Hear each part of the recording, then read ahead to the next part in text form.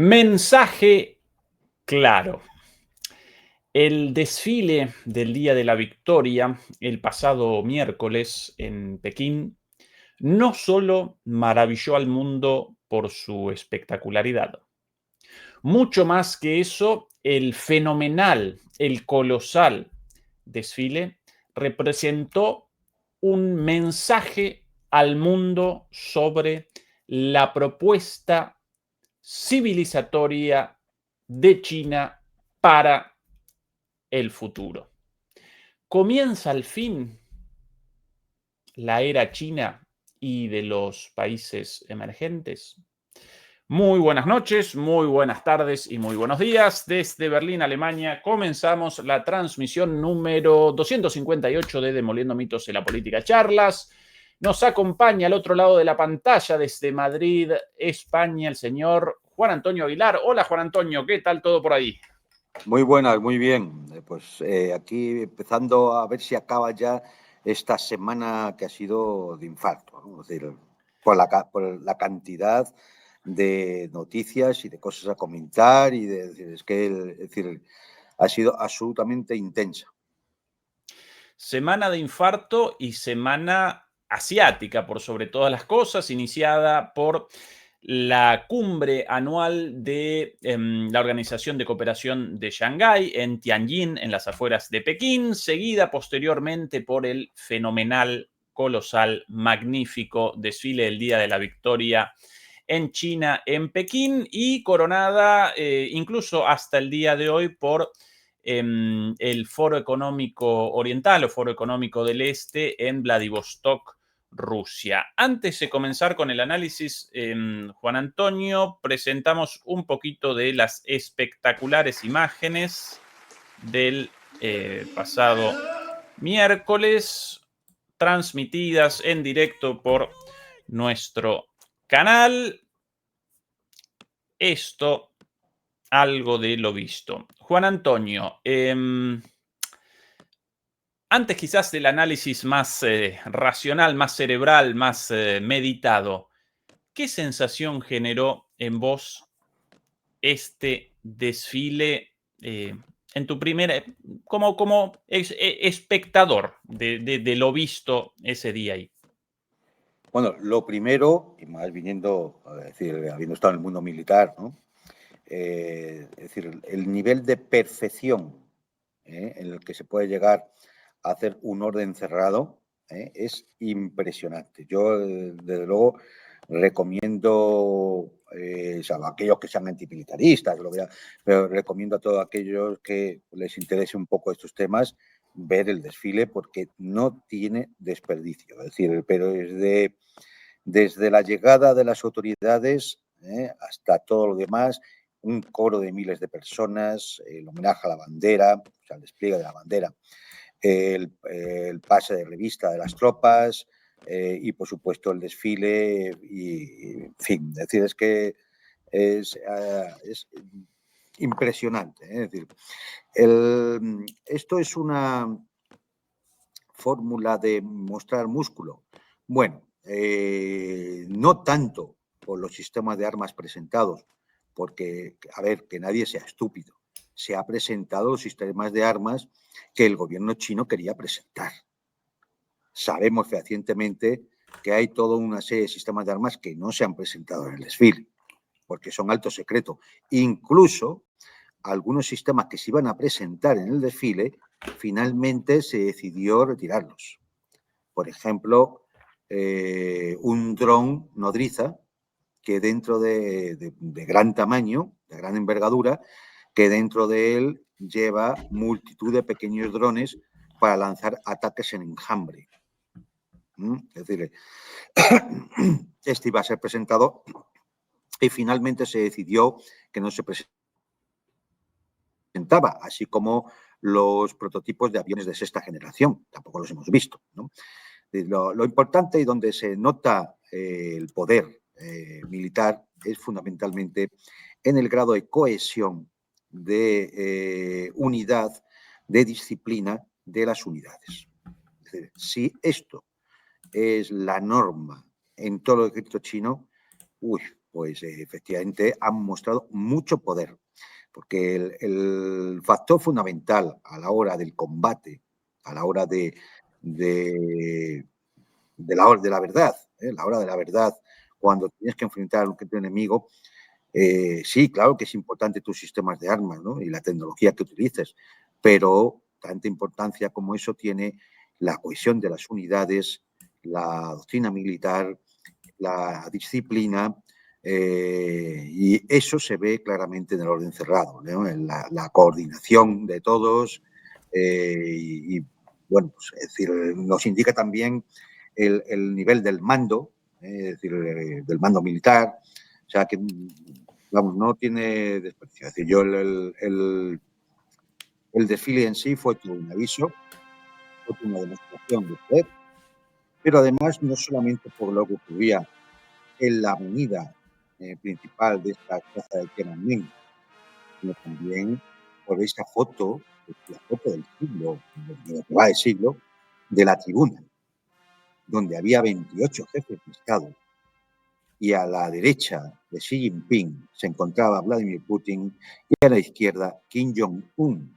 Un Kim Jong-un que hace 6, 8 años era inimaginable que pudiera salir de su país a un acto de importancia global como eran estas celebraciones del 80 aniversario del final de la Segunda Guerra Mundial. Hay que decir que, por si alguno no lo sabe, que Corea fue liberada de la ocupación japonesa por tropas soviéticas. Con lo cual, bueno, pues es decir, fue una guerra conjunta de liberación que tuvieron también con China frente a ese dominio japonés. Es decir, que todo esto al final está cargado de simbolismo, de detalles, de mensajes, unos explícitos, otros implícitos, y tiene una gran importancia analizarlo. Y de hecho habrá que verlo todavía más de una vez para captar cosas que seguramente se nos habrán escapado.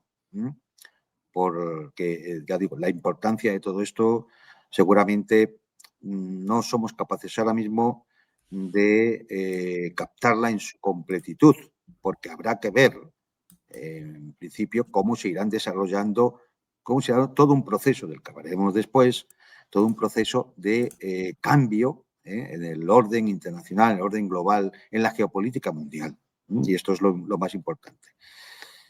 Pero ahora bien, simplemente, aunque solo quieras disfrutar de algo espectacular, vamos, o sea, yo recomiendo, hay una versión de 1 hora y pico, en el que está todo lo fundamental, que el espectador se lo dedique. Y si lo tienes en el canal, Ezequiel, pues fíjate, mucho mejor, porque merece la pena fijarse hasta en el más mínimo detalle. Nos acompañaron más de 3.000 personas en directo a las 4 de la mañana en Europa. Yo también lo vi en directo, aquí eran las 3 de la mañana. Bueno, sí, todo de 3 a 5, ¿no? También lo vi en directo, pero lo vi directamente de un canal chino. No me enteré que lo lanzabas en directo. Con traducción al español en simultáneo de la televisión china, la traducción impoluta. Sí. Impoluta, espectacular. Sí. Yo lo vi directamente entrando en el canal, no decirlo. Y bueno, fue efectivamente una noche de poco dormir, pero de verdad que valió la pena. Es decir, solo se puede decir que es impresionante. O sea, por supuesto, ningún desfile occidental llega, vamos, nada. Pueden ser más o menos espectaculares desfiles que se han visto en la India, en Irán. Y bueno, pues el único que, digamos, puede tener un simbolismo similar, dependiendo de en qué año se realice y demás, es el desfile en Moscú, en la Plaza Roja. Pero es decir, este ha sido absolutamente espectacular. Juan Antonio, además de presentar una imagen de las Fuerzas Armadas, además de presentar una imagen de unidad en las Fuerzas Armadas, en lo militar, ¿no presentó China también una imagen de unidad como sociedad, como país, como nación, incluso como fuerzas armadas, pueblo, líder, casi como una propuesta civilizatoria de China hacia el mundo? En un desfile militar sí, pero no de tono militarista, porque permanentemente recordaban en la transmisión que las Fuerzas Armadas aparecían al servicio del pueblo chino en la defensa frente a los eventuales ataques, ¿no? Pero esto, la unidad no apareció como un conjunto de la sociedad china, de su líder, de las Fuerzas Armadas, como algo más allá del mero mensaje militar. Claro, pero es que eso es lo que tradicionalmente siempre eran los ejércitos, los defensores de la soberanía nacional frente a la amenaza externa. Es decir, y por lo tanto, ¿quién es el soberano? El pueblo. ¿Quiénes son los líderes? Los conductores. Es decir, esto ha sido, digamos, un poco la visión tradicional que se ha tenido de los ejércitos. Por eso, alguna vez lo he repetido, los países que pertenecen a la OTAN no tienen ejércitos. Es decir, son fuerzas armadas a servicio de un organismo supranacional de intereses extranjeros. Es decir, da igual el país que sea. Es decir, y esto se nota incluso hasta en un desfile. Es más, mira, es decir, no podemos recabarnos en muchos detalles porque todavía nos comemos el tiempo, pero fíjate, yo he visto más desfiles en la plaza de Tiananmen, porque es tradicional, o sea, no es como todos los 9 de mayo en la Plaza Roja, o sea, se hace siempre. Y generalmente las unidades del Ejército Popular de Liberación chino pues suelen ir con sus uniformes de gala vistosos, ¿no? Por ejemplo, las señoritas pues van con ese uniforme rojo que ellas tienen, y muchas unidades pues llevan uniformes, digamos, de bonito, para entendernos, ¿no? Aquí, quitando el regimiento presidencial y los cadetes de las 3 academias militares, el resto estaban todos con uniforme de combate. Eso es significativo también. Es decir, esto es una escenificación ante el propio pueblo chino de que el ejército está en disposición para acometer cualquier situación conflictiva. Y como eso hay muchos detalles, es decir, por decirte uno, ¿no? Es decir, por eso digo que el que lo vea, que no pierda detalle, porque son muy significativos, ¿no? Significados políticos en cuanto a la reunión, bueno, entre no solamente la foto entre Xi Jinping, a su derecha Putin y a la izquierda Kim Jong-un, sino también esa foto tan significativa de Xi Jinping, Putin y Narendra Modi, la participación de países de todo el mundo, una foto de familia gigantesca. Gigantesca. Incluso encuentros entre líderes con temas ríspidos, negociaciones ríspidas pendientes, como por ejemplo la reunión bilateral entre Putin y el presidente de Armenia. También, en términos políticos, ¿cuál es el significado de esto más allá de la proyección de China, Juan Antonio? A ver, los 3 días de la cumbre de la Organización de Cooperación en Shanghái han sido 3 días históricos, ¿eh? Y son históricos no porque ya se acostumbre que cualquier día que pasa algo ya es un día histórico, sino por un proceso que se viene sucediendo y que comentaré después, ¿no? Es decir, y en estos 3 días, lógicamente, ha habido multitud de reuniones bilaterales. Es decir, Putin se ha reunido con el presidente de Irán, con el presidente de Vietnam, con el presidente de Eslovaquia, con el presidente de Armenia, con el propio Xi Jinping, con Kim Jong-un. Es decir, el número de reuniones ha debido ser interminable entre unos y otros. Es decir, solamente con China, la Federación Rusa ha firmado 20 memorándum de colaboración de distintos cuestiones, muchas de ellas estratégicas. Fundamental, por citar una, ¿no? Porque es muy importante, es en una reunión tripartita con Mongolia, el proyecto ya de construcción final, de las fases finales, del gasoducto Power of Siberia número 2, que es, por decirlo de alguna forma, traerse el Nord Stream desde el Báltico al centro de Asia. Y todo el gas que iba a pasar hacia Europa por ese Nord Stream va a pasar hacia China y posiblemente a otros países, intermediando, por supuesto, Mongolia, que va a recibir, lógicamente, un impulso económico, pues va a ir a China. Pero es que esto tiene un alcance estratégico, que geoeconómico, que, bueno, pues es decir, posiblemente de la misma envergadura o más que cuando se construyó los Nord Stream para Europa. Es decir, con lo cual, es decir, todo esto, yo digo, es que daría para hablar mucho de las multitudes de reuniones bilaterales, pero si hacemos ya un análisis más general de lo que ha sido la cumbre, también podríamos entrar en detalles, ¿no? Muy curiosos. Se ha hablado mucho de las alfombras rojas a Putin y a otros dirigentes, por supuesto. Se ha hablado mucho del encuentro de Modi con Xi Jinping, que es muy importante, muy importante. Yo creo que ahí China ha desarrollado una diplomacia absolutamente impecable ante un enemigo histórico, pero que se presenta en un momento determinado en el cual, digamos, le han arrojado a la cuneta, y Xi Jinping, por encima de todo eso, lo acoge.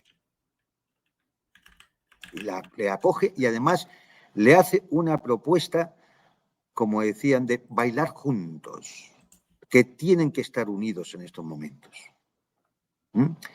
Eso es un trabajo diplomático de primer orden. No hay nadie en Europa, ninguna de las sabandijas que se pasean por Europa sacándonos el dinero y que se dicen políticos, no hay nadie que pueda tener, vamos, ni una mínima parte de esa habilidad diplomática que ha demostrado Xi Jinping en el encuentro con Modi, por ejemplo. Hay que tener en cuenta que entre China y Rusia, perdón, entre China e India, estamos hablando de 3.400 millones de habitantes y un potencial económico incalculable. ¿Y por qué digo incalculable?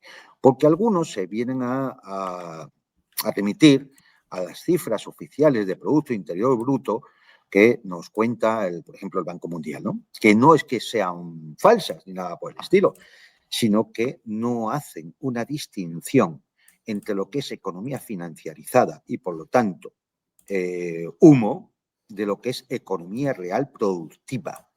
Es decir, de la oficina de broker especulador de bolsa a la fábrica. Y China e India son fábrica. Y los otros son especuladores de bolsa.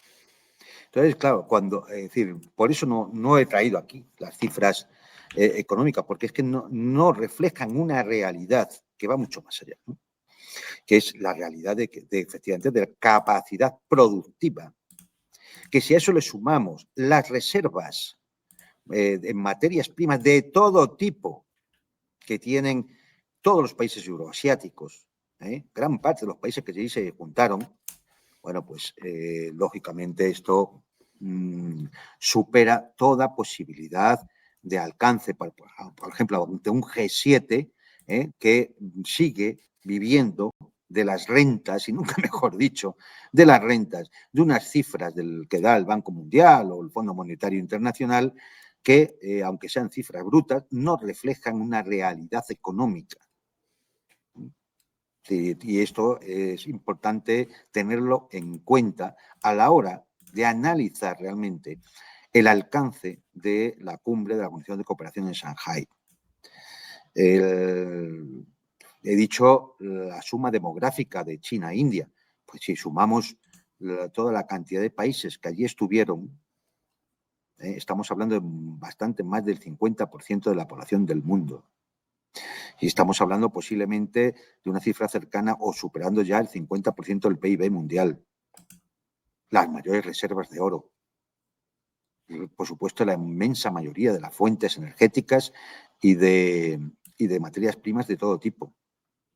Es decir, había allí, de las 8 potencias nucleares del mundo, estaban 5.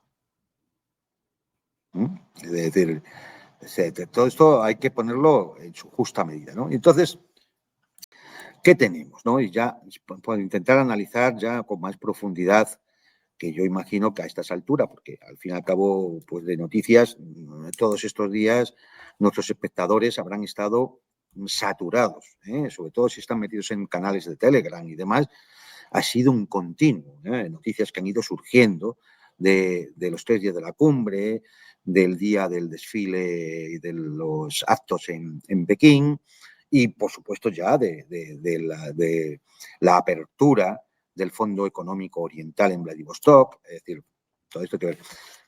Por decir un detalle, ¿no? Es decir, para no extendernos mucho, un detalle que pueden ustedes mirar. Si ustedes miran el lenguaje no verbal de Putin cuando llega y aterriza en Pekín, en Tianjin, para la cumbre, observarán, por lenguaje no verbal, un Putin tan seguro, sonriendo, cosa que no es muy normal en él, sonriendo y firme. Es decir, algo que nos indica una situación muy clara. La cumbre iba a ser un éxito desde el primer momento. Y Putin sabía que iba a ser un éxito.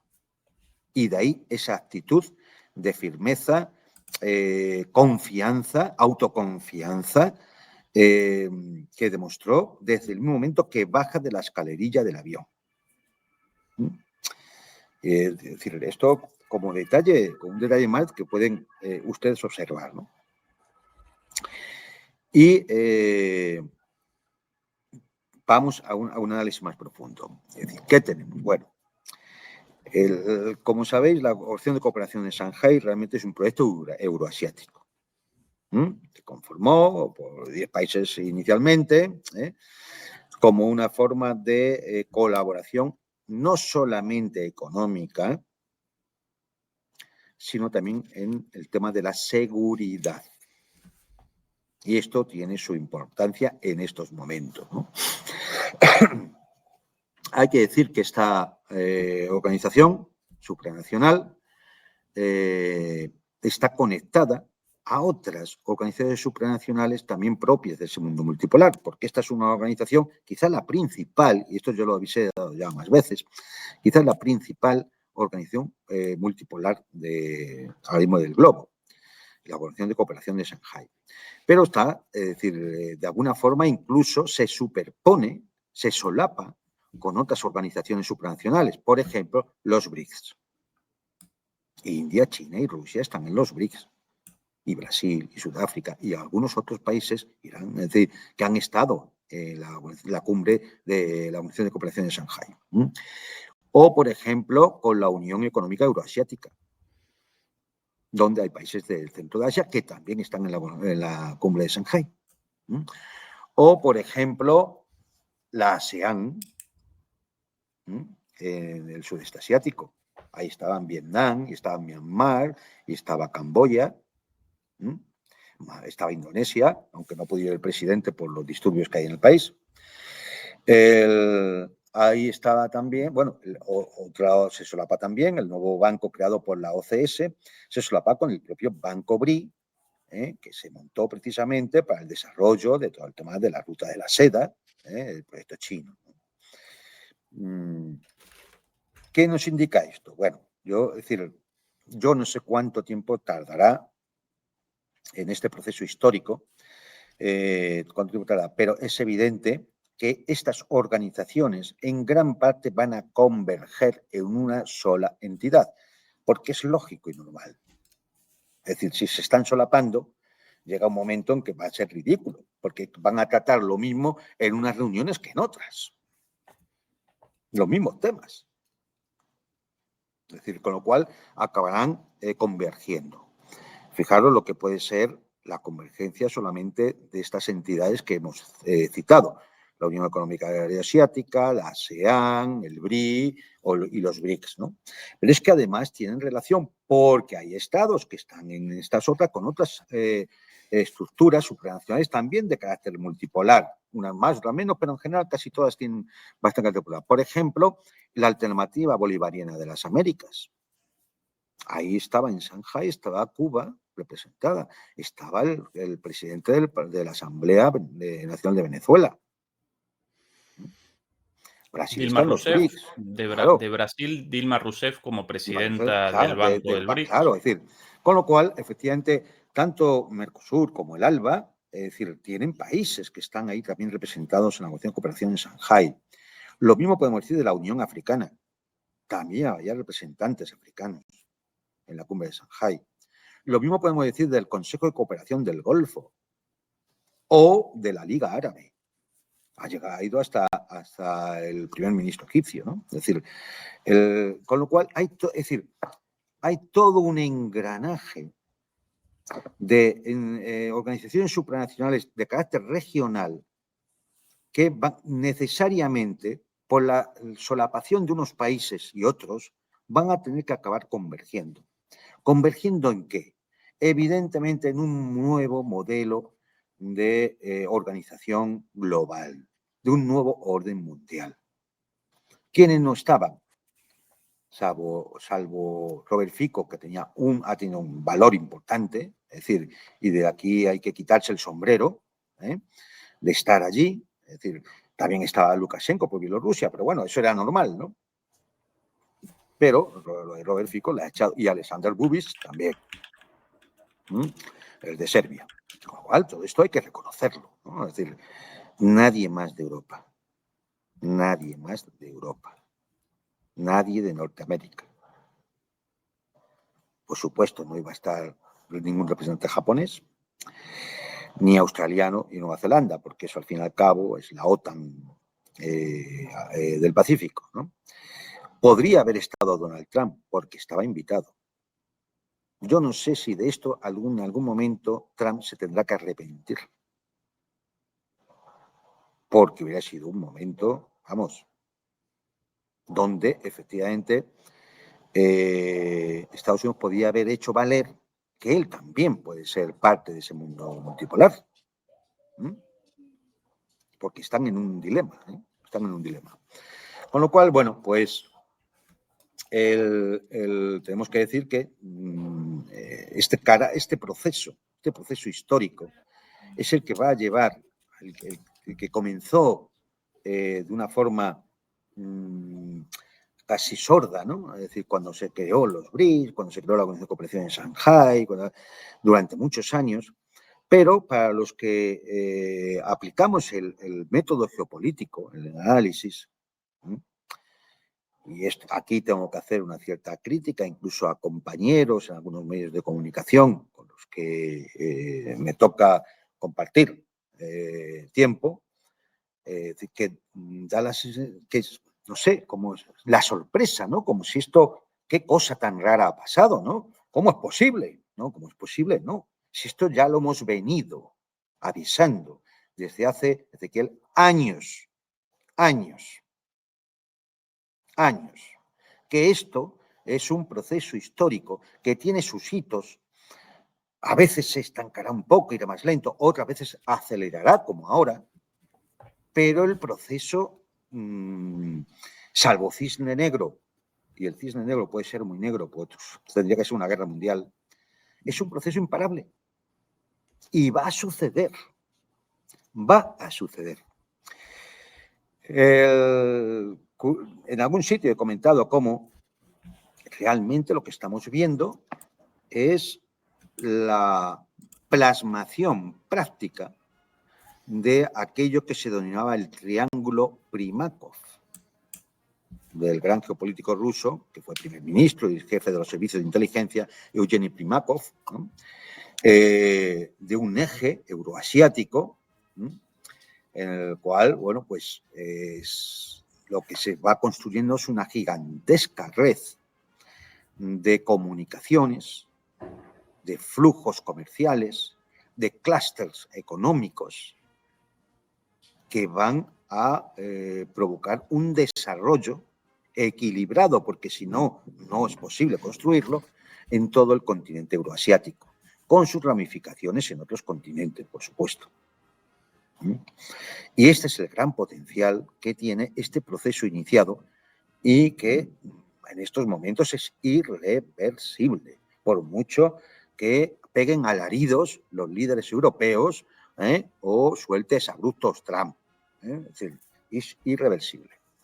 Pero además, a medida que el proceso avance, se va a ir produciendo una cadena de eventos absolutamente imposible de evitar, porque están en la lógica interna del proceso. Si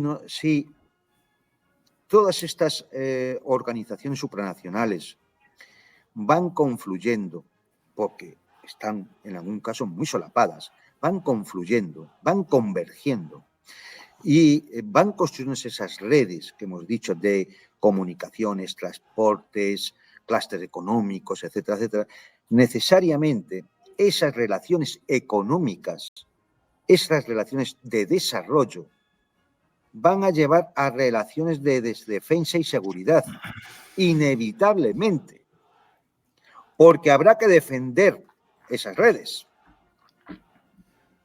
No se va a construir toda una infraestructura carísima a lo largo de un continente inmenso para que luego no tengas una defensa y una seguridad y, digamos, te la fastidien, ¿no?, los adversarios, ¿no? Luego, inevitablemente, esto va a llevar a relaciones de seguridad y defensa. Inevitablemente. Y esas relaciones de seguridad y defensa y esas relaciones económicas y estructurales van a llevar necesariamente a cooperación tecnológica, porque desde la defensa o la seguridad o el desarrollo económico tendrán que compartir la tecnología. No va a haber sistemas distintos de comunicaciones, de armas, etcétera, etcétera, en unos puntos de las redes y en otros puntos no. Luego, necesariamente va a haber cooperación tecnológica. Y finalmente, cuando tú ya tienes todo ese entramado de estructuras económicas y de transportes, esas relaciones de seguridad y defensa, esa cooperación tecnológica y por supuesto también en el tema de la educación, por ejemplo, pues ¿a qué lleva? Pues a que le tendrás que levantar una alternativa de discurso, una propuesta global de alternativa al actual orden mundial. Porque tendrás que legitimar y tendrás que justificar todo ese engranaje, toda esa estructura, todas esas alianzas militares. Eso habrá que, de alguna forma, explicárselo a las poblaciones, tendrán que asumirlo, es decir, y esto lleva a un fortalecimiento del poder blando de esos países. Y, por lo tanto, a levantar una narrativa que sea distinta a la dominante del mundo anglosajón, y otra cosa porque hay que convencer al mundo, a tu mundo multipolar, de que efectivamente la multipolaridad es el futuro, es el desarrollo, es la cooperación, es la gobernanza global en libertad, con respeto, con igualdad, en el que todos puedan intentar ganar algo. Y eso hay que decir, de alguna forma es un discurso que tienes que buscar el apoyo popular, el consenso popular para poder desarrollarlo. Y eso implica poder blando. Y algunas cosas ya hemos visto. En la Organización de Cooperación en Shanghái, Putin ya comentó cómo uno de los acuerdos con China era la cooperación cinematográfica. ¿Para qué? Para defender valores tradicionales y de respeto de las distintas culturas y defender la verdad histórica. Y eso es simplemente un ejemplo. Hay cooperaciones entre universidades, establecimiento de centros de alta tecnología y todo eso que también se ha hablado, ¿no? Es decir, pero esto es importantísimo. En definitiva, ¿por qué? Porque el objetivo es la construcción de ese mundo multipolar, que lógicamente confronta a la hegemonía unipolar que ha existido en los últimos 30 años a cargo de los Estados Unidos, con la complicidad de sus aliados anglosajones y de otros, ¿no? Obviamente los europeos y el Japón, ¿no? Claro, llegará un momento en que en la configuración de ese mundo multipolar tendrá que hacer frente a dos herramientas fundamentales que tiene el mundo unipolar ahora mismo. Ya ha dicho que el poder blando tendrán que reforzarlo, ¿no? Igual que el poder militar y de seguridad, etcétera, etcétera. Pero hay dos herramientas que todavía mantienen el orden unipolar que le dan una gran capacidad. Una es las organizaciones internacionales. Es decir, todo ese entramado de organismos surgidos tras la creación de la Organización de las Naciones Unidas, Fondo Monetario Internacional, Banco Mundial, la Organización Mundial de la Salud, la Organización Internacional de Energía Atómica, la UNICEF, todo eso, ¿no? Es decir, todo ese entramado que ahora mismo está dominado por Estados Unidos y sus aliados hasta un punto grotesco, como es el de para acceder a la sede de las Naciones Unidas, tú necesites un visado de los Estados Unidos, como le ha ocurrido a los representantes palestinos para la celebración de la Asamblea Nacional de Naciones Unidas. Eso no puede seguir. Por tanto, una de las propuestas de las que se ha hablado en la cumbre de Tianjin es la reforma, si es que es posible, y la supresión de estos organismos internacionales claramente supeditados a los intereses anglosajones. Y la otra herramienta que todavía mantiene el mundo unipolar es el dólar. Y aquí, tarde o temprano también, en este proceso histórico, necesariamente, los países van a tener que adoptar una serie de medidas en su favor que tendrán como consecuencia la debilitación del dólar como moneda de reserva universal. Y, por tanto, el debilitamiento absoluto del poder económico de Estados Unidos y sus aliados. Juan Antonio, hace un ratito presentabas la noticia de el comienzo de la construcción del gasoducto Poder de Siberia 2 o Power of Siberia 2 entre la península de Yamal y China, entre Rusia y China. Quería acompañar tus palabras con este mapa interesantísimo porque presenta a la izquierda en rojo la estructura existente de gasoductos, los gasoductos existentes, hasta ahora conectando por sobre todas las cosas Rusia y Europa. En este momento todos ellos, o casi todos ellos, interrumpidos. Y a la derecha, bien a la derecha, en rojo fuerte, el gasoducto Poder de Siberia 1, ese ya existente, para el envío de gas de Rusia a China, pero en azul y mucho más grande y mucho más largo también, el Poder de Siberia 2, el cual básicamente va a canalizar el gas anteriormente enviado a Europa hacia China en su totalidad y aún más, los volúmenes más o menos los mismos. Todo lo enviado a Europa, por sobre todas las cosas a Alemania, pero no solo a Alemania, toda Europa, ahora lo canalizarán a través de este gasoducto a China, respondiendo al 15 o 20% de la demanda de gas de China, la fábrica mundial, nada más y nada menos. Gas de excelentísima calidad, muy barato, muy seguro también, ecológicamente 10.000 veces mejor que el gas licuado del fracking, ¿no? De la fracturación hidráulica de Estados Unidos, con un transporte muchísimo mayor, con la licuación, la regasificación y un costo 4 veces mayor. La realidad económica de lo acordado en la cumbre de la Organización de Cooperación de Shanghái. Y hoy, bueno, hoy no, en realidad desde el miércoles hasta el día de mañana, el foro en Vladivostok. Aquí también algunas imágenes de esto. Putin hoy, podemos retroceder un poquito al ingreso, en el Foro Económico Oriental de Vladivostok, con algunas cositas interesantes dichas sobre, bueno, todas estas cuestiones. Aquí comienza la moderadora con lo siguiente.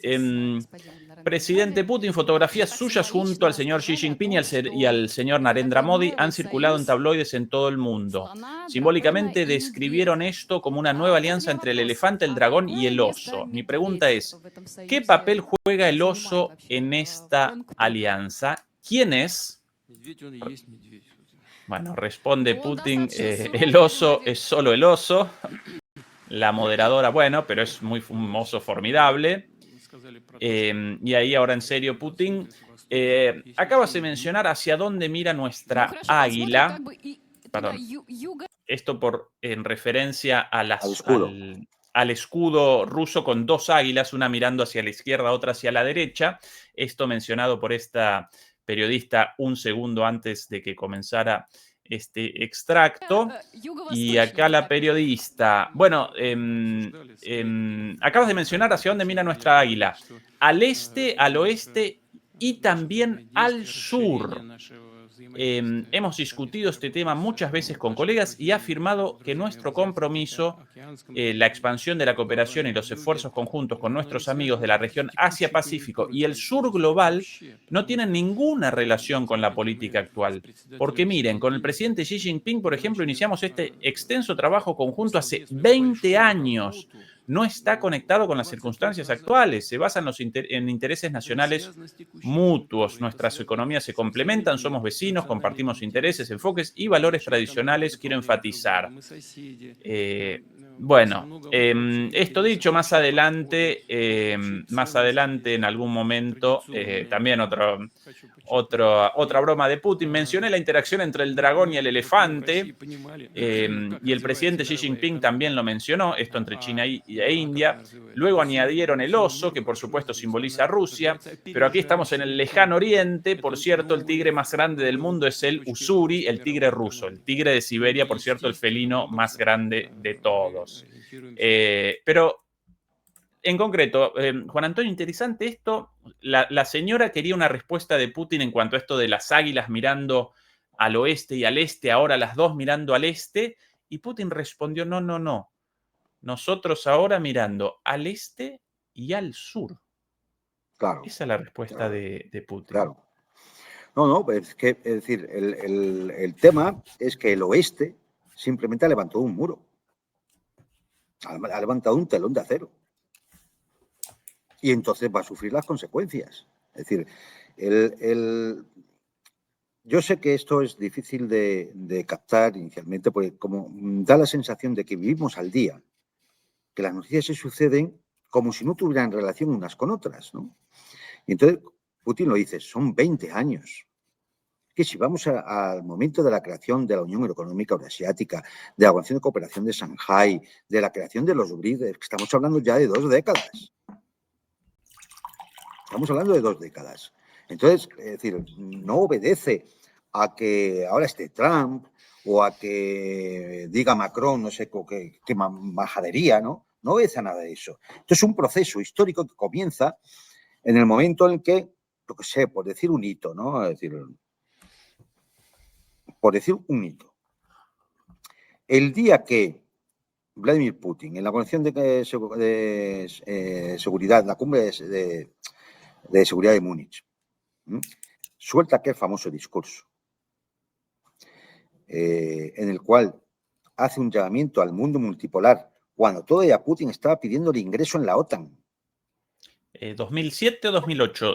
Fue 2007, 2007. 2007, El 2007. discurso de la cumbre de la Convención de Seguridad de Múnich fue el 2007. Bien, pues cuando ya allí ya se da el aviso, es decir, se dice cuál es la intención.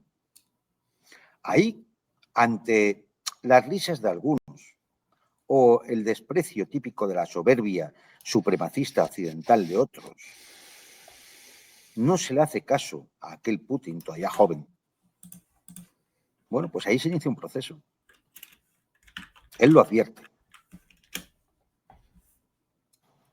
Ahí se inicia un proceso. No lo han querido ver.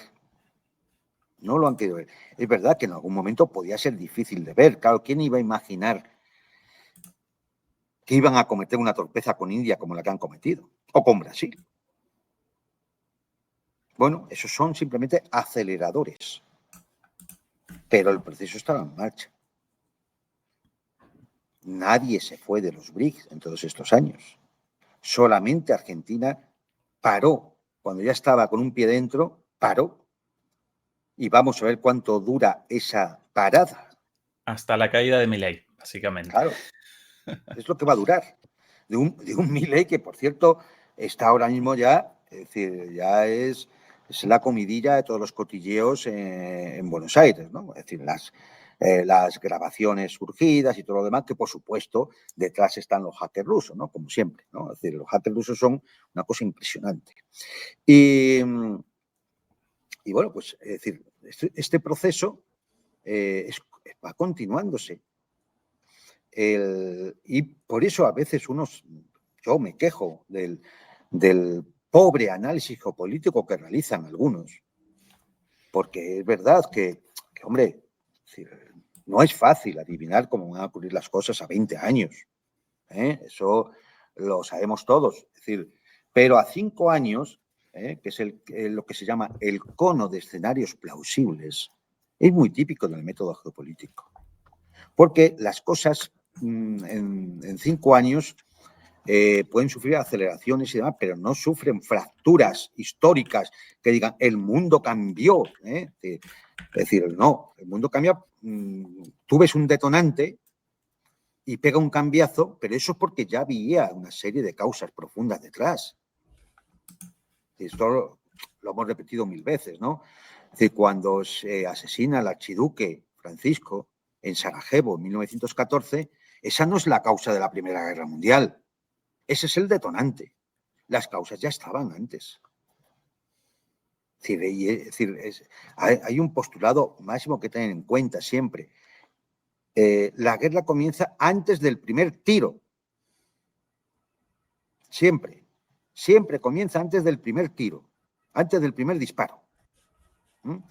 Entonces, bueno, pues esto, es decir, era de alguna manera, y eso teniendo en cuenta que siempre que haces una prospección de futuro, una perspectiva, pues te puedes equivocar. Pero era bastante plausible ver cómo iban a ir discurriendo las cosas. Si tú ves que durante años los BRICS existen, se van llegando a acuerditos, y en un momento determinado hay una serie de países que piden entrar y se inicia una reacción en cadena por la cual cada vez hay más países que quieran entrar, hombre, pues no hay que ser muy inteligentes, no hay que ser unos sabios de Grecia para darte cuenta de que, bueno, eso es un proceso que va para adelante. Es decir, lo mismo ocurre con el tema de la cooperación en Shanghái y otros. Y ahora ya se produce el solapamiento de unos organismos internacionales o de unas entidades supranacionales con otras. Luego van a converger. Es que no hay que ser, de verdad, no hay que ser Einstein para esto. Y algunos van repitiendo porque han leído un artículo en el Financial Times o en Bloomberg o en su puñetera madre, pensando que es que ahí está la verdad, ¿no? La verdad revelada, las escrituras. No, hombre, no, esto se trata de analizar, de intentar captar cuáles son las tendencias. Y, hombre, a veces acertarán más o menos. En el tiempo es más difícil, ¿no? Porque dices, esto estará en 3 años, estará en 5, estará en 7. Ahí sí que se depende de muchas variables, de muchos factores.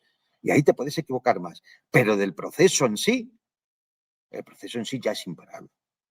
Y el que no lo vea está ciego o es un fanático o cobra. nada más. Puede estar ciego por ignorancia o por lo que sea, o por poca información, bueno, pues no pasa nada, oye. Es decir, eso, a mí seguramente también me pasa si alguien me habla de neurología, ¿no? Se puede ser un fanático, y entonces, pues mira, claro, es decir, estás en el sector que necesita tratamiento, ¿no? O simplemente que cobras. ¿Cobras de quién? De los poderes que ahora mismo no quieren perder su hegemonía, no quieren perder su modus de dominación que sirve a sus intereses. Sí. Yo remachaba recién lo Por del sur, cierto, Juan. Ezequiel, Sí, sí. a Putin se le ve bastante fastidiadillo. Yo, lo de aquí los 3 cánceres y el Parkinson, creo que, no sé, ha debido quedar un poco... O es muy buena la medicina rusa o algo ha pasado, ¿eh? Algo ha Porque pasado. no está participando él, está participando El uno de sus 40 dobles. Claro, Juan Antonio. Ahora, Fernando también con un doble, ¿eh? Nosotros con esa revelación en la última charla, Fernando con varios dobles, aparentemente. No, remachaba recién lo de la referencia de Putin al sur, porque nos acompaña una audiencia latinoamericana en gran medida, además de los hermanos españoles, y pocos líderes en la América Latina, en la América Hispánica, están conscientes del tiempo histórico y de la oportunidad para nuestros países de comenzar un tiempo nuevo desde una inserción en el mundo completamente distinta a la actual, causante de la gran mayoría de nuestros problemas económicos, políticos y sociales. Básicamente la de proveedores de materias primas bajo la bota de los Estados Unidos. Bueno, está apareciendo un mundo nuevo y en ese mundo nuevo aparece China, aparece Rusia, aparece Brasil, Sudáfrica, y ahí debemos comenzar a generar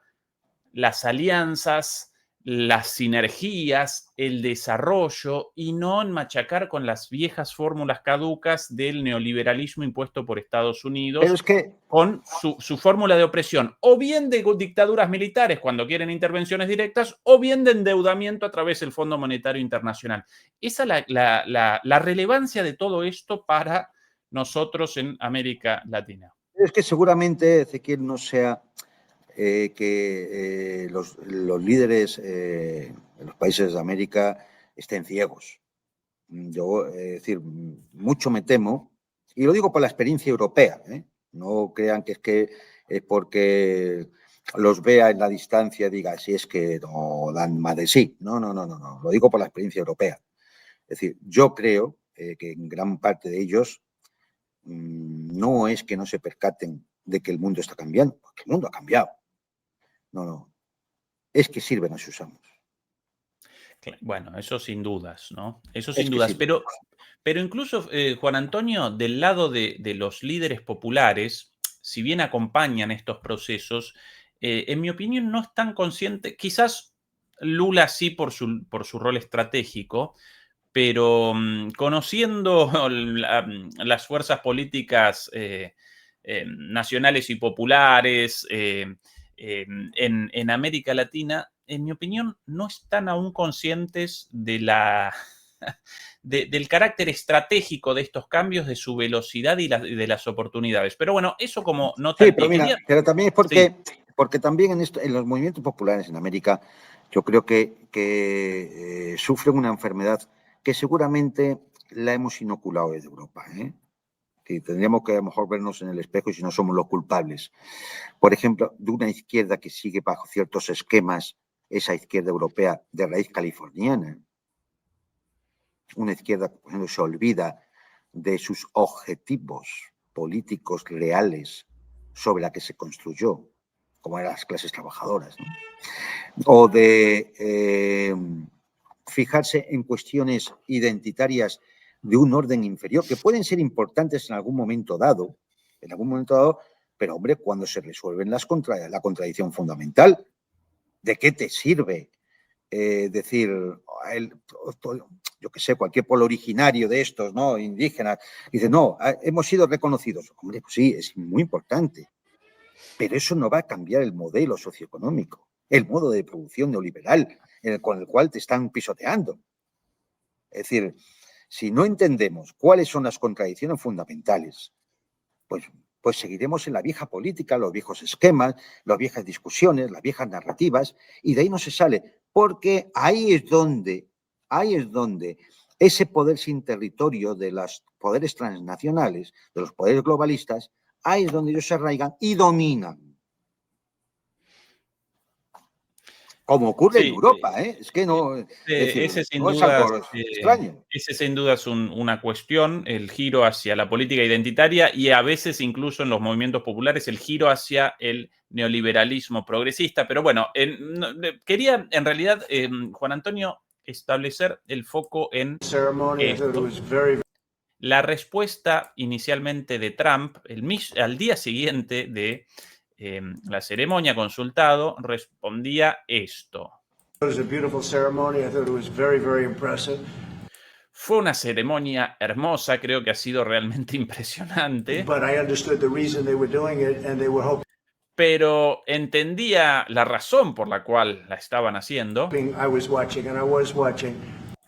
Era porque yo estaba mirando, y yo estaba mirando efectivamente. Bueno, es justo lo que lado, pensé yo, es lo que pensé yo. Digo, mira, hay que ver el desfile que montó Xi Jinping porque sabía que yo iba a estar viendo. Sí, por un lado él siempre en el centro del mundo, él el centro del mundo, pero a la vez reconociendo, sí, yo mirando toda la noche, atornillado a mi sillón también. Y aquí esto más preocupante todavía, Juan Antonio, porque esto ya es un insulto y esto, un insulto en términos diplomáticos y esto muy grave para Europa. Atención a la respuesta del día de ayer de Kaja Kallas desde Bruselas. While Western leaders gather in diplomacy and autocratic alliances. Mientras los líderes occidentales se reúnen en el marco de la diplomacia, una alianza autocrática quiere un camino acelerado hacia un nuevo orden mundial. Looking at President Xi standing alongside the leaders of Russia, viendo al presidente Xi sentado al lado de los líderes de Rusia, de Irán y de Corea del Norte, North Korea, in Beijing today, en Beijing el día de hoy, el mismo día del desfile esto, aren't just anti-Western optics, this is a direct challenge. Esto no es solo una óptica antioccidental, esto es un desafío directo to the international system built on rules. Al sistema internacional basado en reglas. And it's not just symbolic. Russia's war in Ukraine is being sustained by Chinese. Y no es solo simbólico. La guerra de Rusia en Ucrania es sostenida por China. Support. These are realities that Europe needs to confront. To recall. Estas son realidades que Europa debe confrontar. Bueno, los chinos respondieron con muchísima firmeza a esta barbaridad, pero todo tuyo, Juan Antonio. No, a ver, es decir, esta es la tonta al bote. Entonces, bueno, pues dice auténticas insensateces, pero es lo que oye en las reuniones. Es lo que se habla en las mesas. Usted no se lo ha inventado. Entre otra cosa, porque no creo ni que tenga capacidad. No sé qué barbaridad ha dicho. Como si le sorprendieran que Rusia y China habían ganado la Segunda Guerra Mundial. Oiga, mire, vuelva usted a la escuela. O sea, vuelva usted a la escuela. No a la universidad, ni al bachillerato, no, a la escuela. Usted tiene que volver a la escuela. Pero es que esto es la tonta al bote, ¿no? Es decir, Europa ha decidido que su diplomacia esté dirigida por una indigente intelectual, una fanática enfermiza, y una tipa que sinceramente da vergüenza ajena. Da vergüenza ajena. Que de nuestro dinero se esté pagando a este personaje, a este artista, es realmente, me pone los pelos de punta. Pero vamos al jefe, que quizás sea más importante, ¿no? Claro, a ver, Trump es un ególatra. Yo no tengo ninguna duda, habiéndole observado muchas veces, que Trump vio el desfile y además lo vio con envidia. Lo vio con envidia. Es más, yo creo que en algún momento hasta se iba a preguntar, ¿pero por qué no he ido yo? Porque es que conociendo su egolatría, sus ganas de protagonismo, es que tú imagínatele en Pekín lo que hubiera sido. Se hubiera puesto delante de todas las cámaras, hubiera desfilado el primero. El muerto en el entierro, la novia en la boda. Es decir, este es Trump. Trump dijo que es que... bueno, este es el desfile organizado por Trump hace un tiempito, sí. Lo recordás, ¿no? La diferencia. Lo recordamos, sí. No, es decir, ya me vas a dar la noche, ¿eh, Ezequiel? Es que no puedo verlo, o sea, no puedo verlo. O sea, entonces, Trump llegó a decir que es que, bueno, pues que conspiraban contra Estados Unidos. Pero claro, vamos a ver, Donald. Estados Unidos tiene 950 instalaciones militares repartidas por el mundo. China tiene una base y Rusia tiene 2. Y son ellos los que conspiran contra ti. Tú intervienes en la guerra de Ucrania, intervienes en el Caribe, intervienes en Oriente Medio y son los demás los que conspiran contra Estados Unidos. Si vemos la historia de las últimas 8 décadas, Donald, de los Estados Unidos, habrá que ver, ¿no? Quién ha estado conspirando permanentemente para cambiar gobiernos, derribar regímenes, derrocar dirigentes, asesinar en magnicidios a líderes. ¿Cómo puedes decir que conspiran contra ti? Es que no, es decir, a ver, la cuestión fundamental de este proceso histórico es que Occidente, fundamentalmente Estados Unidos, deja de ser el centro. Deja de ser el hegemón y por tanto deja de ser el centro. Y dejará de ser el centro de las decisiones. Con lo cual no te puedes extrañar. Ha puesto un tuit, ¿no? Diciendo que poco menos que Rusia y China se han ido con... No, Rusia y India se han ido con la China más oscura. Son, o sea, unas cosas haciendo amigos, vamos. Es decir, entonces, a ver, yo entiendo que él vea una amenaza. Es decir, él vea una amenaza porque, bueno, aquí hay una serie de... ellos ven, los analistas norteamericanos, imagino que los asesores de Trump, pues ven efectivamente una serie de obstáculos para ellos, para mantener su hegemonía, ¿no?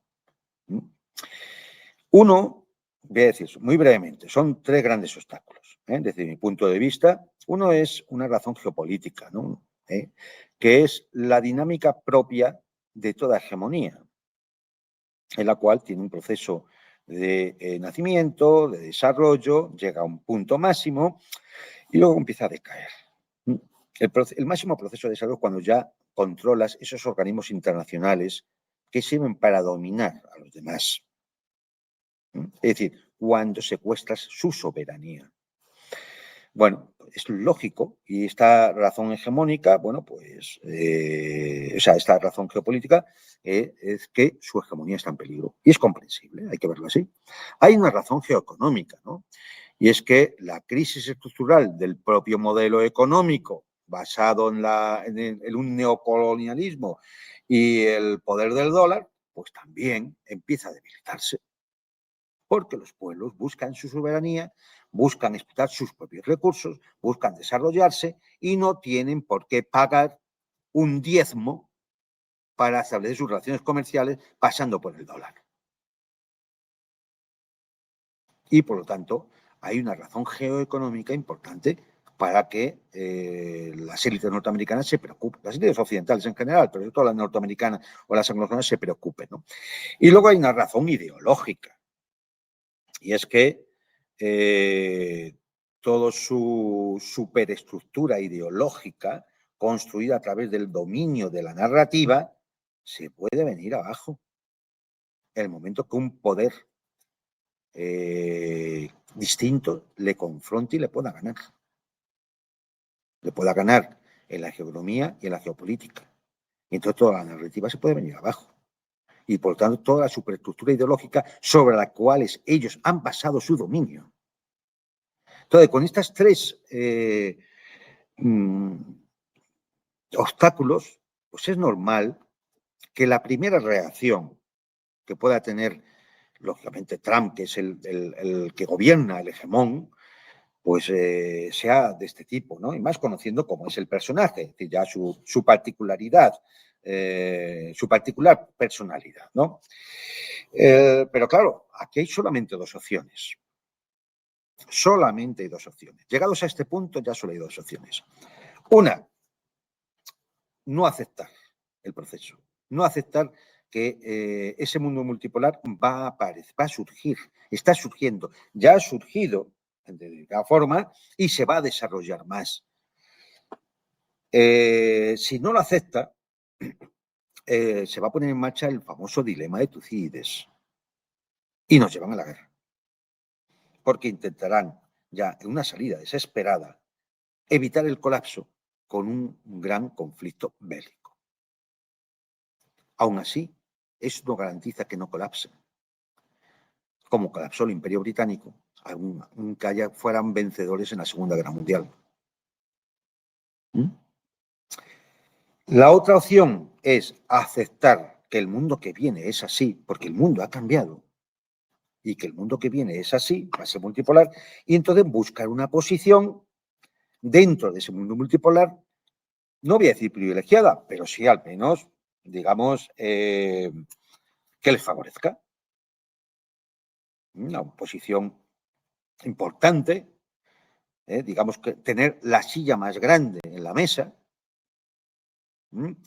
el plato más grande y de alguna forma, bueno, pues saber que el mundo va a ser de otra forma y yo me voy a adaptar a ese mundo y voy a intentar mantener, bueno, pues toda la influencia que pueda, todo el poder económico que pueda sostener, etcétera, etcétera. Esta sería la posición más inteligente, porque lo que va a ser inevitable es que perderán la hegemonía. No sé si será en 5 años, en 10, en 15 o en 20. Oye, sí, hemos tardado 20 años en llegar aquí, a este punto. Igual tardamos otros 20 años más. No lo sé. Pero lo que va a ser inevitable es que perderán la hegemonía. Porque ningún imperio, y menos un imperio moderno, de factura económica y marítima, imperio talasocrático, es eterno. Ninguno. Ni siquiera nuestro imperio romano, de nuestra Roma eterna. Ningún imperio es eterno. Y dado donde ha llegado el proceso, tendrían que entender que ya está. Entonces, la mejor forma es cabalgar hacia el próximo orden mundial que venga y situarte en una posición, bueno, pues privilegiada. Eso es lo que es la única cosa que puede hacer el hegemón en estos momentos. Si decide ir por el otro camino es el de la guerra. Y en estos momentos, y cada día que pasa, la garantía de que puedan vencer en esa guerra es menor. Y por lo tanto, llevaría al colapso de su propio imperio, al colapso incluso de su propio Estado. Entonces, bueno, pues es decir, todo lo demás, pues sí, son declaraciones, las salidas, bueno, las cosas que dice Trump, ¿no? Es que, es decir, como siempre, hay que cogerla con un poco de humor y de eso, porque, es decir, bueno, pues el personaje es como es. Pero detrás del personaje, lógicamente, hay unas élites con unos intereses muy determinados. Juan Antonio, una pregunta un poquito por fuera de la situación actual. ¿Qué interpretación o qué lectura realizás de el pasaje del Imperio Británico de su momento de esplendor y de hegemonía a una potencia occidental subordinada al imperio estadounidense.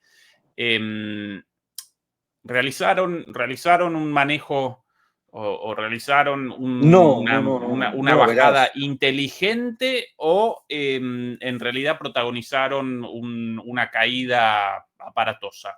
¿Cuál tu No, lectura? lo que ocurre es que no les quedó otra. Es decir, y esto en el estudio sobre la trampa de Tucídides que realiza Graham Allison, uno de los 16 casos de estudio es precisamente el choque por la hegemonía entre el Imperio Británico y los Estados Unidos emergentes de la Primera Guerra Mundial. Y ahí lo que ocurre es que había tal coincidencia entre unos y otros, porque al fin y al cabo prácticamente podríamos decir que eran por lo menos las élites, ¿no? Un pueblo similares, con una cultura, mismo idioma, etcétera, etcétera. Se pudo evitar el desenlace de la trampa de Tucídides y, por tanto, la guerra que se pudo haber producido entre el Imperio Británico y los Estados Unidos, se pudo evitar. ¿Cómo? Pues porque los británicos empezaron a decir, bueno, si dominamos desde la City las élites norteamericanas, bueno, pues mantenemos el imperio. Claro, eso lo pudieron hacer ¿hasta cuándo? Hasta que acabó la Segunda Guerra Mundial, donde el Reino Unido ya no pudo sostenerse. Toda la cosa, porque ya había muchos países que en el desarrollo del conflicto habían adquirido conciencia de que tenían que llegar a la soberanía. Por ejemplo, la India. Sí, ya había una respuesta en muchos de los países del entorno, de lo que entonces llamábamos el tercer mundo, ¿no? Es decir, muchos países colonizados en África, en Asia, y bueno, y entonces el Imperio Británico empezó a deshacerse, y sigue deshaciéndose. Hace pocos años ha sido Hong Kong, ¿no? Es decir, posteriormente ha sido lo de Diego García, aunque todavía anden ahí, que si la han alquilado la base, por la tienen la base alquilada a los yanquis y demás, y no quieren, como diría, obedecer la disposición de Naciones Unidas de abandonar la isla. Es decir, pero esto será un proceso que también no puede parar.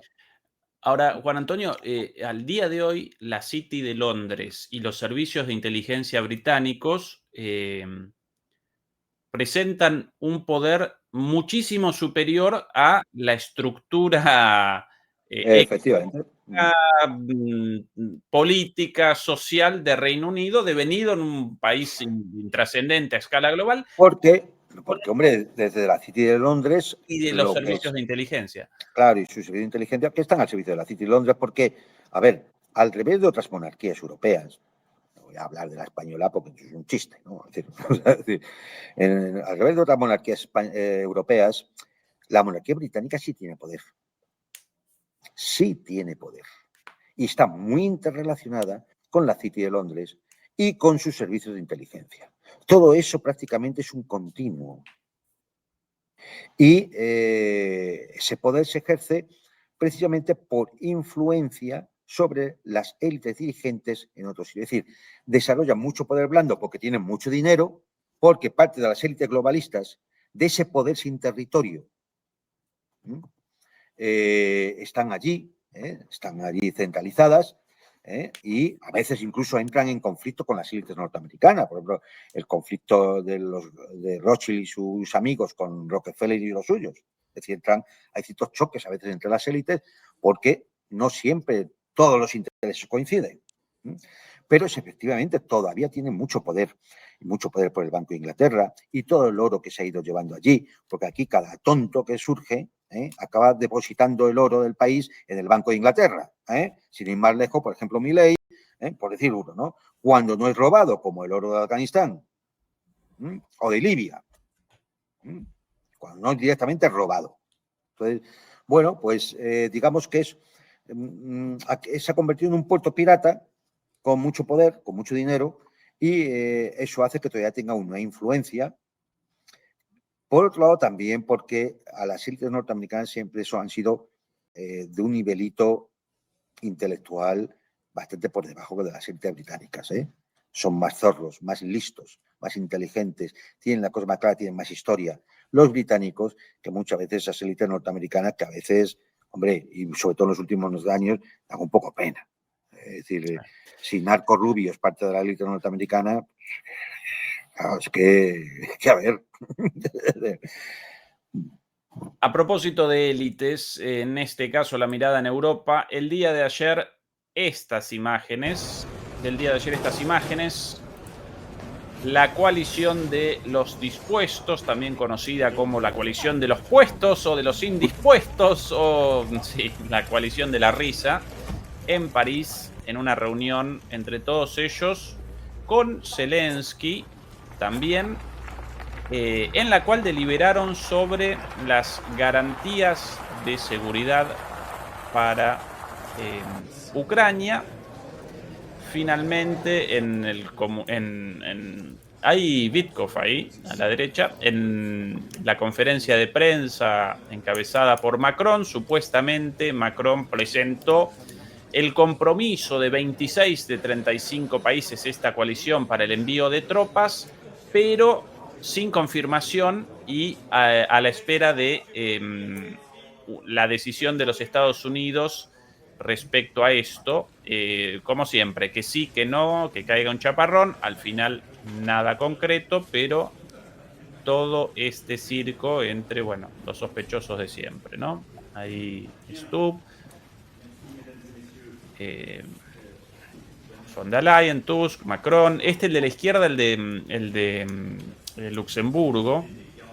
Por cierto, protagonizó una escena lamentable el otro día besando a, si no recuerdo mal, el ministro de Relaciones Exteriores de Ucrania, no por el beso en sí, sino por la forma, saltando como un niño ante la llegada de su padre, abrazándolo. Bueno, una cosa deplorable. Y aquí la reacción el día de hoy sobre esto de Medvedev,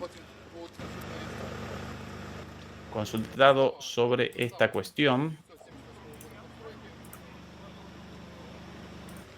Por aquí.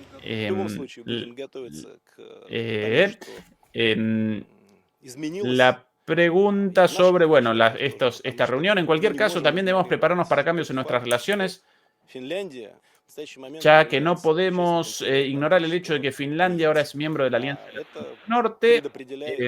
Bueno, esta primera parte un poquito intrascendente para nosotros, pero ahora la segunda pregunta sí. Aquí. Ayer en París la coalición de la voluntad desarrolló otro conjunto de medidas de seguridad para Ucrania. ¿Qué tan adecuadas son las medidas en este momento? Responde Medvedev. Lo que están haciendo es una completa tontería y herejía. O, en español, es una mierda, simplemente una porquería, dicho en inglés, en realidad, bullshit. Llámenlo como quieran, se reúnen y debaten sobre qué garantías ofrecer a Ucrania, se inventan algo por razones poco claras y luego la presentan como garantías. Esto nunca tendrá consecuencias. Bueno, vamos. Juan Antonio, tu mirada. Primero, hay que reconocer que el programa a partir de aquí deja de ser serio. Pues el momento que entran estos personajes, entramos en otro comedia. Ya empezamos con la comedia, ¿no?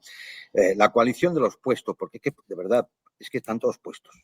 Porque hay que ser muy imbécil o estar muy colgado para unos tipos que ni están en la mesa de negociación, ni se les espera, ni se les acepta, estén disponiendo de las garantías de seguridad para Ucrania. ¿Pero qué garantía de seguridad? Vamos a ver, ¿qué garantía de seguridad? Es decir, Putin ya ha contestado. Cualquier militar de la OTAN que esté en suelo ucraniano será un objetivo militar. Pues ¿qué esperan? Es decir, entonces se dedican a hablar, a reunirse, y otra vez a reunirse, y otra vez a reunirse. Macron les toca a todos, les pasa la mano por todos, los soba a todos. Es decir, yo no sé... En fin, no quiero meterme en estas cuestiones, ¿no? De lo que a estos señores les gusta, ¿no? Pero joder, vaya tela. Y se dedican a hablar y a hablar. ¿Y qué han decidido? Han decidido que de 35 países, 26 dicen que apoyan la garantía de seguridad. Parece que solo 19 han hablado del envío de tropas, pero solo 2 lo han asegurado. Muy bien, ¿eh? Un exitazo, un exitazo. Pero sí han decidido una cosa. Todos aprueban 150.000 millones de dólares de ayuda a Ucrania. Pero vamos a ver, si esto ya lo han aprobado veces más, en otras 2 reuniones.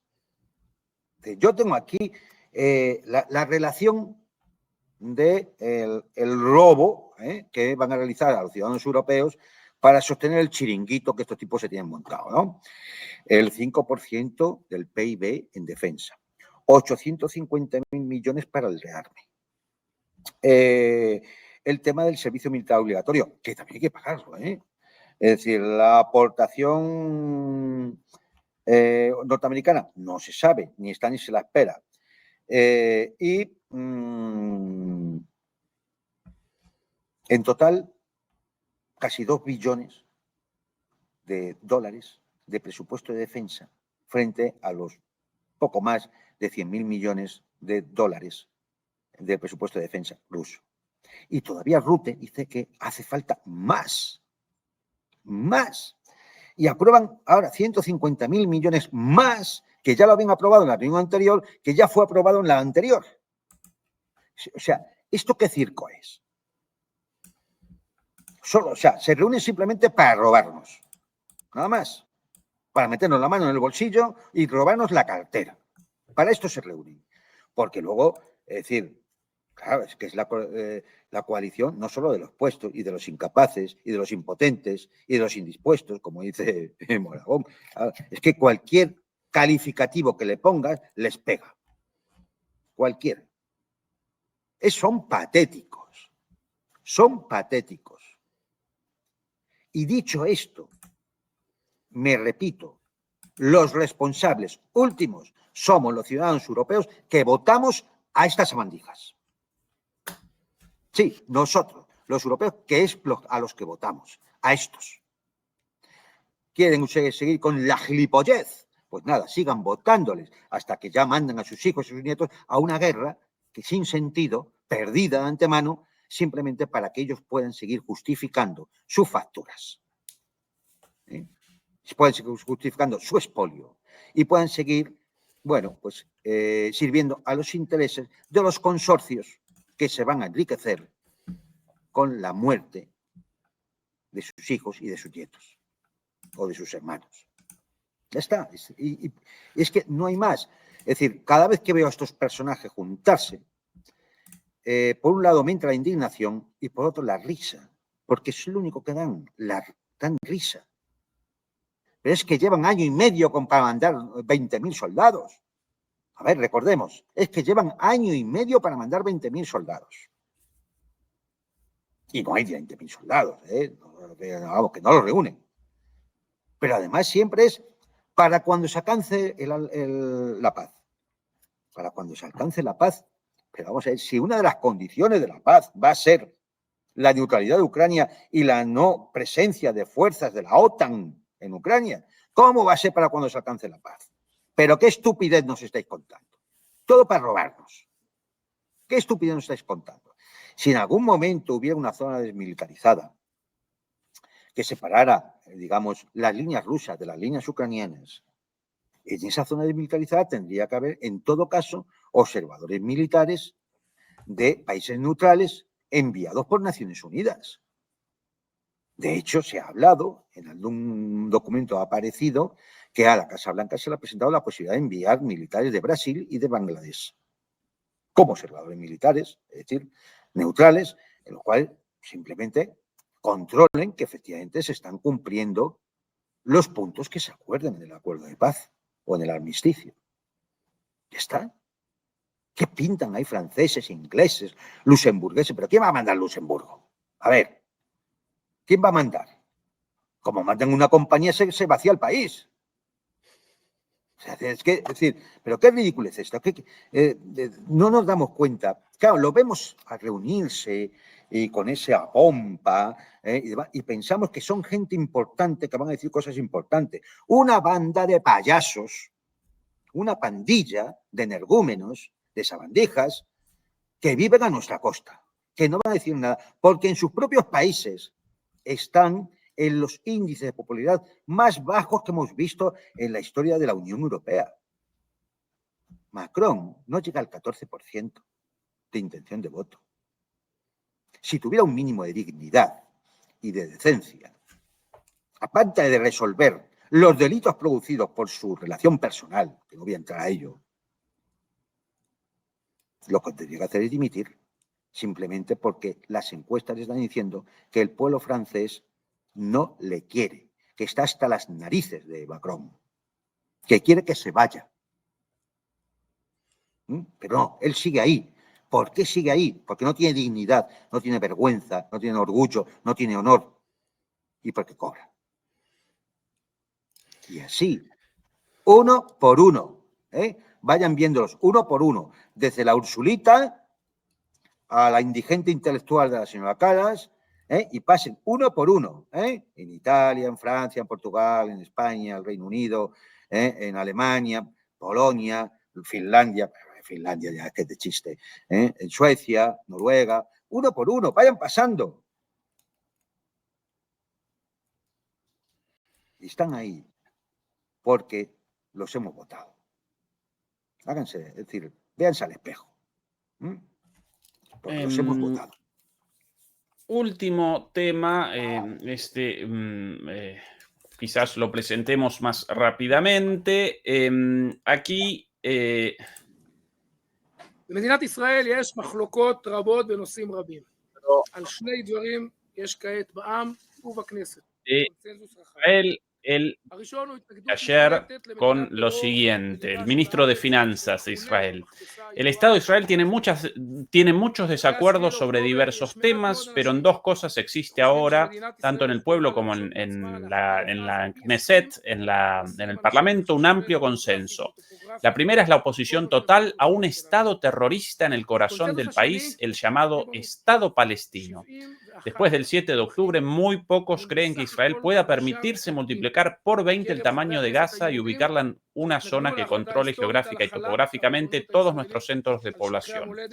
El segundo consenso es la soberanía, 71 votos a favor contra solo 5 diputados judíos de la Knesset, del Parlamento, que se opusieron a la histórica decisión de aplicar la soberanía israelí sobre la patria en Judea y Samaria, dicho de otro modo, en Palestina. Coalición de gobierno y oposición. Recuerden que Yair Lapid y sus amigos no quisieron votar a favor, se marcharon del plenario. Solo 5 diputados de la Knesset votaron en contra de una resolución sobre la plena soberanía en Judea y Samaria, dicho de otra manera, Palestina. En los últimos meses hemos estado trabajando en la dirección de asentamientos del Ministerio de Defensa para elaborar mapas de soberanía de acuerdo con este principio general, y la soberanía israelí se aplicará a aproximadamente el 82% del territorio. Los árabes de Judea y Samaria seguirán gestionando sus propias vidas en la fase inmediata de la misma manera que lo hacen hoy a través de la Autoridad Palestina y posteriormente en alternativas de gestión civil regional que deben establecerse sin un colectivo nacional que preserve la ambición de nuestra destrucción. Básicamente, el anuncio de la voluntad y el plan de la captura y la ocupación total y absoluta del 82% del territorio de Cisjordania, en este caso. A eso llaman ellos es un Judea y paso Samaria. Es un paso más en el proyecto del Gran Israel. Tampoco nos debería resultar extraño, porque esto ya vino ocurriendo también desde hace 8 décadas. Con lo cual, es decir, no, qué sorpresa, fíjate lo que van a hacer los israelíes. No, hombre, no, es lo que van haciendo desde hace 8 décadas. La entidad sionista, que es una organización terrorista, es lo que viene haciendo desde hace 8 décadas, que es ir ocupando y expulsando población en un proceso de limpieza étnica y de destrucción de la historia, y de eliminación de todo aquello que representa la identidad palestina, lo cual entra dentro de los preceptos que se invocan por la Organización para la Prevención del Genocidio.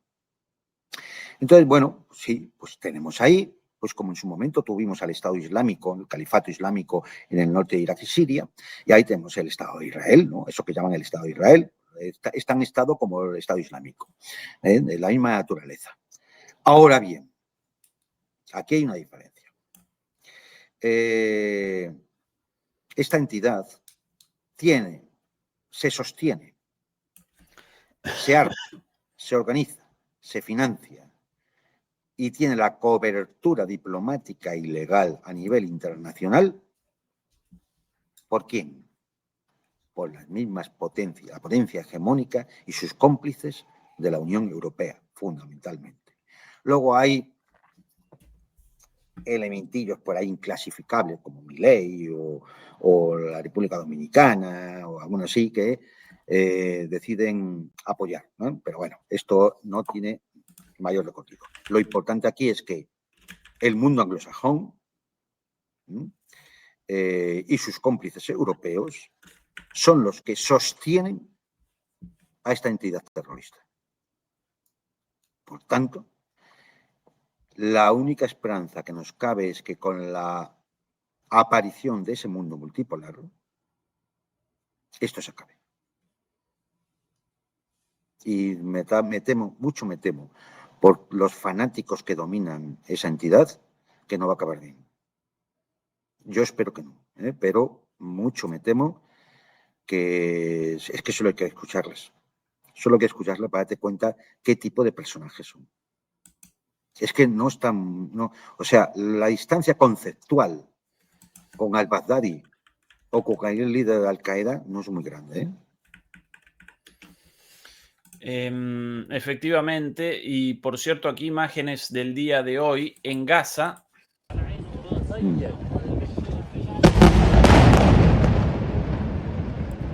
El ataque de las Fuerzas Armadas israelíes contra la Torre de Mostaja, un edificio en la ciudad de Gaza, simbólico, destruido totalmente, la gente huyendo despavorida.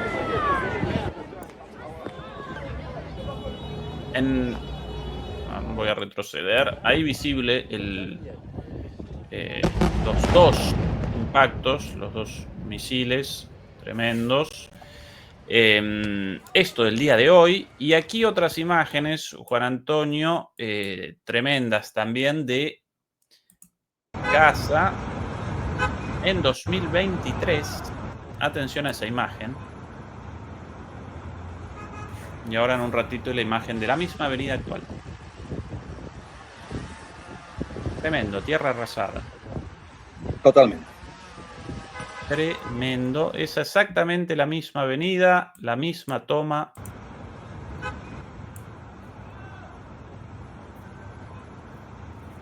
Pero bueno, esto, por ejemplo, al señor Trump, a Marco Rubio y a esta gente no le preocupa. Solo le preocupa que caigan unos misiles en una instalación militar en Kiev o en Odessa. Así es el mundo de esta gente, ¿no? Ese es el orden internacional basado en reglas de la señora Callas. A sus reglas, claro. Te había mandado por Telegram unas imágenes para acabar hoy. ¿No lo has visto? Ajá. Sí. Es que el servicio secreto occidental ha descubierto a un comando ruso interceptando el GPS de la escoba de Ursula von der Leyen. Las presentamos ya mismo. Yo con tantos grupos de Telegram, Juan Antonio, que los mensajes personales inmediatamente desaparecen ante los grupos de cientos y miles de mensajes. Claro, entonces no vistas las cosas ni tuyas, ni de Fernando, ni de nadie por Telegram, por eso. Pero aquí las imágenes de efectivamente lo descrito por Juan Antonio. No están confirmadas, pero parece que el Servicio Secreto Occidental ha conseguido estas imágenes que demuestran lo que señalaba la señora von der Leyen cuando iba en la escoba en dirección a Bulgaria, ¿no? Que saben que el GPS de la escoba se fastidió, ¿no? Tenemos, evidentemente, la conocida lavadora rusa, que sirve para todo, y una de las palas con la cual combate el ejército ruso utilizada de antena. Sí, el otro día respondía esta señora ha mentido descaradamente, pero de una forma desvergonzada. Oye, y nadie dice nada. Esta tipa es una mentirosa, una embustera, una trapacera. Y nadie dice nada. A esto es lo que se ha votado. Oye, y que aquí no proteste nadie porque sí, hay muchos seguidores de Pedro Sánchez que dirá, es que claro, pero el Partido Popular que no diga nada, porque con los votos del Partido Popular sirvieron para que esta señora fuera presidenta de la Comisión Europea. Que todo el mundo lo recuerde. La alternativa votó a von der Leyen, la mentirosa número 1 del circo. Sí, las propias autoridades de Bulgaria, Claro, consultadas, respondieron, no, es un hecho habitual, las interferencias en el GPS, por ende no vamos a comenzar una investigación sobre una nimiedad, no vamos a comenzar no, porque el avión lleva otro nada. sistema de navegación en caso de que el GPS se rompa, porque se puede romper. Es decir, un satélite deja de funcionar por lo que sea y está sin GPS unas horas. Es decir, entonces el avión lleva otro sistema de navegación, que utilizando mapas. Es que esta señora nos ha contado una película de que tuvieron que aterrizar con mapas de papel. Pero bueno, vamos a ver.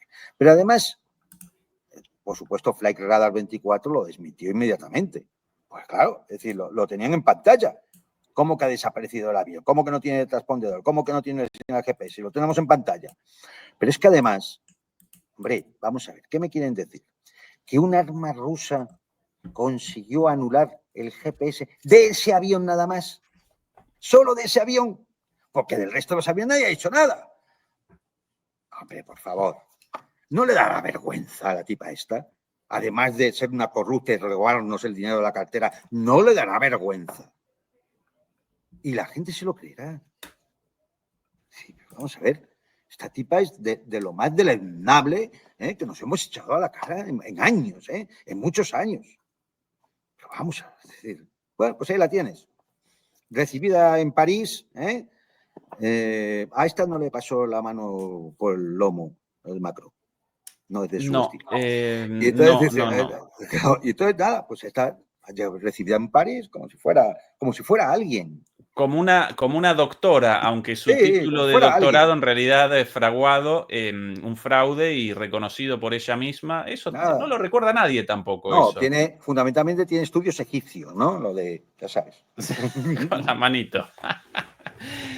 En 15 minutos comienza el programa de Fernando Moragón en nuestro canal hermano de MP Geopolítica con retransmisión en nuestro canal. Comienza la transmisión de Fernando de hoy titulada El dragón por fin ha despertado y Occidente tiembla. Un título para una película de Bruce Lee, verdaderamente. Juan Antonio, como siempre, un placer. Mañana no realizamos la transmisión de Juan Antonio, así que nosotros de vuelta por aquí el viernes, ¿verdad, Juan Antonio? Sí, señor. Próximo viernes de la semana. Un placer, como siempre, un abrazo y hasta pronto. Hasta pronto. Dios.